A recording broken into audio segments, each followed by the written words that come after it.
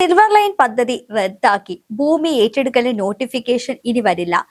പിണറായി വിജയൻ സർക്കാരിന്റെ ഏറ്റവും സ്വപ്നതുല്യമായ ഒരു പദ്ധതിയായിരുന്നു റെയിൽ. അതേപോലെ തന്നെ ജനങ്ങൾക്ക് ഏറ്റവും രോഷമേറിയ പദ്ധതിയും കൂടിയായിരുന്നു. ഇനി മഞ്ഞ കുറ്റികളൊന്നും നാട്ടുകയില്ല.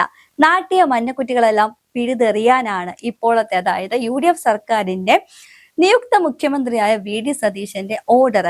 എന്താണ് റെയിൽ എന്നുകൂടി നമുക്ക് നോക്കാം. നമുക്കറിയാം, നമ്മുടെ കേരളത്തിന്റെ തെക്കേ അറ്റത്ത് നിന്നും വടക്കേ അറ്റത്തിലേക്ക് പോകാനായിട്ട് 12 മണിക്കൂറോളം സമയം വേണം. ആ ഒരു സമയം ലാഭിക്കാൻ വേണ്ടിയിട്ടാണ് നമുക്ക് എവിടെ വേണമെങ്കിലും ഏത് ജില്ലയിലേക്ക് വേണമെങ്കിലും എളുപ്പത്തിൽ എത്തിച്ചേരാൻ വേണ്ടിയിട്ടായിരുന്നു റെയിൽ പദ്ധതി ആവിഷ്കരിച്ചതെങ്കിലും ഇടയ്ക്കെല്ലാം എവിടെയോ വച്ച് പദ്ധതി വഴിമാറി പോയിട്ടുണ്ടായിരുന്നു. അതിന്റെ ഒന്നാമത്തെ കാരണം എന്ന് പറയുന്നത്, സർക്കാർ ഈ ഒരു പദ്ധതി നടപ്പാക്കാൻ ആദ്യമായിട്ട് ഉദ്ദേശിച്ചപ്പോൾ ഒരുപാട് ഭൂമി ഏറ്റെടുക്കേണ്ടി വന്നു. ഈ വഴിയോരത്തുള്ള ഓരോ ആളുകളുടെ ഭൂമിയിലും മഞ്ഞക്കുറ്റി അടിച്ചു കഴിഞ്ഞപ്പോൾ അവർക്കെല്ലാം വലിയൊരു വിദ്വേഷമായി. കാരണം വികസനമാണ് അതൊക്കെ, പക്ഷേ തന്റെ വീടിന്റെ അല്ലെങ്കിൽ തന്റെ ഭൂമിയുടെ പകുതിയോളം ഈ റെയിലിനായിട്ട് ഉപയോഗിക്കുമ്പോൾ അത് അവരോട് ചോദിക്കാതെ തന്നെയാണ് ആദ്യം നാട്ടിയതും. അതെല്ലാം ഡീനോട്ടിഫൈ ചെയ്യാൻ പോവുകയാണ്. അതായത് ഇനി ആർക്കും മഞ്ഞക്കുറ്റി അടിച്ചു അല്ലെങ്കിൽ അങ്ങനെയുള്ള ഒരു തരം നോട്ടിഫിക്കേഷൻ ഒന്നും, ആ ഒരു തരത്തിലുണ്ടായിരുന്ന കേസുകളെല്ലാം ഈ VD സതീശന്റെ കാലഘട്ടത്തിൽ റദ്ദാക്കപ്പെടുകയാണ് സുഹൃത്തുക്കളെ. കേന്ദ്ര സർക്കാരിന്റെ സിൽവർ ലൈൻ പ്രൊജക്ടിന്റെ ഭാഗമായ സെമി ഹൈ സ്പീഡ് കോറിഡോർ പദ്ധതിയാണ് റെയിൽ എന്ന് പേരിട്ടിരുന്നത്. അതായത് പിണറായി വിജയൻ സർക്കാരിന്റെ അതിവേഗ സ്വപ്ന സഞ്ചാരി എന്ന് തന്നെ നമുക്ക് ഇതിനെ വിശേഷിപ്പിക്കാം. കാരണം നമുക്ക് ഇന്ന ദിക്കിൽ നിന്നും അടുത്ത ഒരു ജില്ലയിലേക്ക് നമുക്ക് പോകണമെങ്കിൽ കാസർഗോഡ് നിന്ന് നമുക്ക് എത്രയും വേഗത്തിൽ എറണാകുളത്ത് അല്ലെങ്കിൽ തെക്കേ അറ്റമായ തിരുവനന്തപുരത്തേക്ക് പോകണം. ഇതിനെല്ലാം ഒരു എളുപ്പ മാർഗമായിട്ടാണ് റെയിൽ അവതരിപ്പിച്ചതെങ്കിലും പക്ഷെ ഇപ്പോഴും റെയിലിന്റെ കുറ്റി മാത്രമേ നമുക്ക് കാണാൻ സാധിച്ചിട്ടുള്ളൂ. ഇതുവരെയായിട്ട് റെയിൽ രംഗത്തിറങ്ങിയിട്ടില്ല. അതിന്റെ ഒരു കാരണം തന്നെ ജനരോഷം തന്നെയാണ്. കേരള സർക്കാരും ഇന്ത്യൻ റെയിൽവേയും സംയുക്തമായി രൂപീകരിച്ച കേരള റെയിൽ ഡെവലപ്മെന്റ് കോർപ്പറേഷൻ എന്ന കമ്പനിയാണ് റെയിൽ എന്ന പദ്ധതിയുടെ നടത്തിപ്പുകാരും ഉടമസ്ഥരും. പദ്ധതി യഥാർത്ഥത്തിൽ കാസർഗോഡ് നിന്നും നമ്മൾ നേരത്തെ പറഞ്ഞു തിരുവനന്തപുരത്തേക്കുള്ളതായിരുന്നു. 11 ജില്ലകളിൽ നിന്നായി 1126 ഹെക്ടർ ഭൂമി പദ്ധതിക്കായി ഏറ്റെടുക്കേണ്ടി വരുമെന്നാണ് DPR. ഭൂമി ഏറ്റെടുക്കലിനോട് ഇതിനോടകം തന്നെ എതിർപ്പ് ഒരുപാട് ഉയരുകയും ചെയ്തു.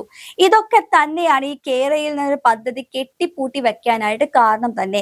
എന്നാൽ ഇപ്പോൾ, അതായത് VD സതീശന്റെ ഈ ഒരു കാലഘട്ടത്തിൽ ആദ്യമേ തന്നെ നമുക്കൊരു സൂചന ലഭിച്ചിട്ടുണ്ടായിരുന്നു.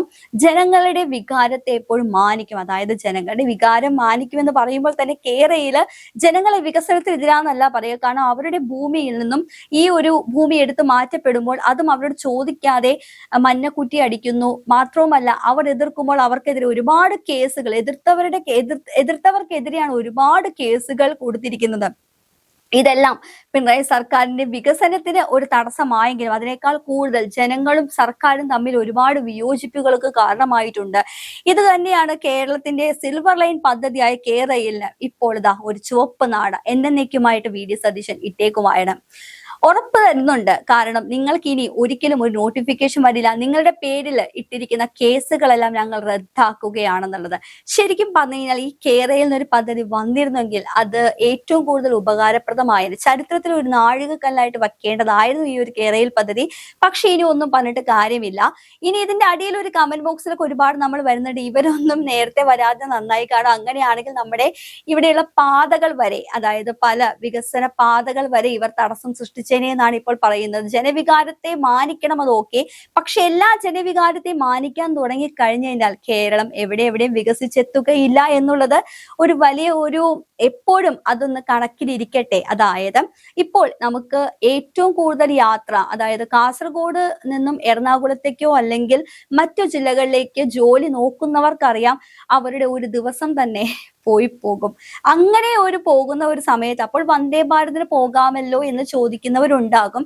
സത്യത്തിൽ വന്ദേ ഭാരതിന് പോയി കഴിഞ്ഞാൽ അതിലും പോകാം. പക്ഷെ അതിനേക്കാൾ കൂടുതൽ പൈസ, അതായത് യാത്രാ സൗകര്യം, പൈസയുടെ അതും നമുക്ക് ഈ റെയിൽ ലാഭിക്കാം എന്നൊക്കെ ആയിരുന്നു പിണറായി സർക്കാരിന്റെ വാദം. പക്ഷേ വന്ദേ ഭാരത് ഇപ്പോഴും ഓടിക്കൊണ്ടിരിക്കുന്ന റെയിൽ ഓടിയിട്ടില്ല, കുറ്റി മാത്രമേ നമ്മൾ കണ്ടിട്ടുള്ളൂ. അതുകൊണ്ട് തന്നെ എന്തായാലും രണ്ടാം പിണറായി സർക്കാരിന്റെ പദ്ധതികളെല്ലാം അതേപോലെ തന്നെ ഞങ്ങൾ പിന്തുടരുമെന്ന് പറഞ്ഞപ്പോൾ എന്റെ റെയിൽ പദ്ധതി VD സതീശൻ കണ്ടില്ലാത്തതുകൊണ്ടാണോ അതോ ഇനിയും രണ്ടാം പിണറായി സർക്കാരിന്റെ ഭാഗത്ത് നിന്ന് ഇങ്ങനെ ഒരു വികസനം ഉണ്ടായി കഴിഞ്ഞപ്പോൾ, അതിന്റെ ആദ്യ ചുവടുവെപ്പ് നടന്നപ്പോൾ ജനങ്ങൾ എതിർത്തത് ഒരു ജനരോഷമായി മാറിയപ്പോൾ നിങ്ങൾക്കും അതേ രോഷം ഏൽക്കും, അല്ലെങ്കിൽ നിങ്ങളും അതേ സ്ഥിതിയിലൂടെ കടന്നു പോകും, ജനങ്ങളുടെ വികാരത്തെ എതിർക്കും എന്നൊക്കെ വിചാരിച്ചിട്ട് പിൻവലിഞ്ഞതാണോ?